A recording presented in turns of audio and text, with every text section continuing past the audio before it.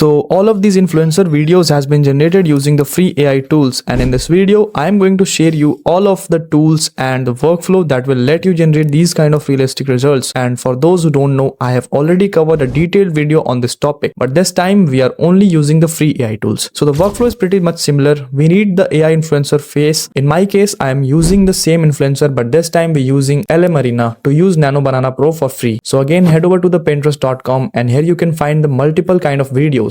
Well, you can also get these videos from TikTok, Instagram, or any other social platform that you like the most. You can see we have multiple types of videos over here, so you can download any one of them. In my case, I'm using this video. This is a very clean and simple video. We don't have much going on in this, so the trick is simple. Just go to the initial frames of your video and take the screenshot of the very first frame. Make sure that you are taking the screenshot of the initial frames only because this is very important. Now simply head back to the Arena, and from here go to the model section, and from here select direct chat and make sure to click on the image model. And again you can see in this drop down we have a Gemini 3 Pro, which is Nano Banana Pro. Well, we also have other models, but we are only using Nano Banana Pro. Now simply upload the base image of your influencer and then the screenshot that we have just taken from the video, and simply type this prompt. Image 1 is posing like image 2, same camera angle. So it's very important to mention that the camera angle is same, and simply hit generate. So here is the output image, and this is looking perfect. Now for the videos, which is most important, we are going to head over to the one.video, and from here select avatar, and then from the drop down menu select character swap. Now simply upload the original video that you have downloaded from Pinterest, and then the image of your influencer that we have just generated. And from the settings, make sure to select the pro model instead of standard. And now you can see this will cost you 0 credits. That means this is totally free. Well, you also get some daily free credits, but these are not enough. But make sure to keep it in mind that if you are using this for free,